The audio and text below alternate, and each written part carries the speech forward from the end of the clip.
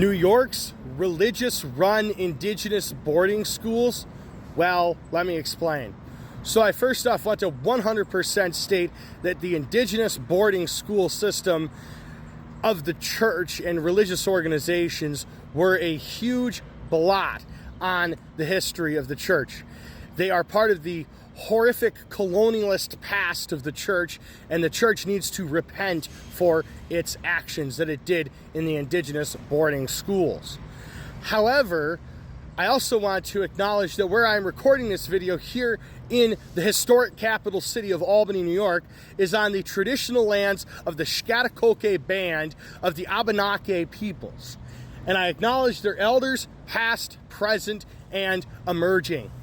So the government of the state of New York, as well as religious organizations, ran indigenous boarding schools, where indigenous peoples were brought into these schools to assimilate them to Western culture.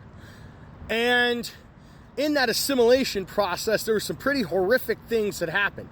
And in New York State, the religious organizations that primarily ran these indigenous boarding schools were the Roman Catholic Church, the Congregationalists, the Presbyterians, the Episcopals, and the Quakers.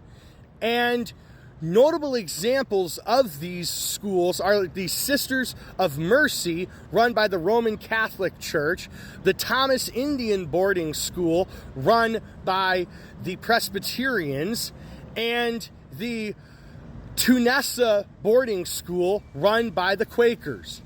And of those religious organizations, it seems that the only two religious organizations that are taking measured steps to repent for the horrors of the indigenous boarding school system are the Quakers and the Presbyterians. The Catholics have not taken measured steps to repent for their actions.